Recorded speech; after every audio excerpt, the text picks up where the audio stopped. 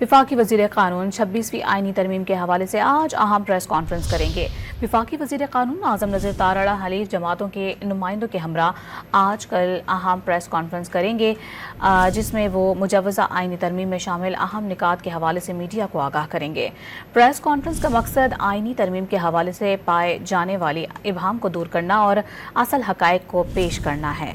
विफाकी वज़ीर क़ानून 26वीं आईनी तरमीम के हवाले से आज अहम प्रेस कॉन्फ्रेंस करेंगे। विफाकी वज़ीर क़ानून आज़म नज़ीर तारड़ा हलीफ जमातों के नुमाइंदों के हमरा आज कल अहम प्रेस कॉन्फ्रेंस करेंगे, जिसमें वो मुजव्वज़ा आईनी तरमीम में शामिल अहम निकात के हवाले से मीडिया को आगाह करेंगे। प्रेस कॉन्फ्रेंस का मकसद आईनी तरमीम के हवाले से पाए जाने वाली इबहम को दूर करना और असल हक़ाइक़ को पेश करना है।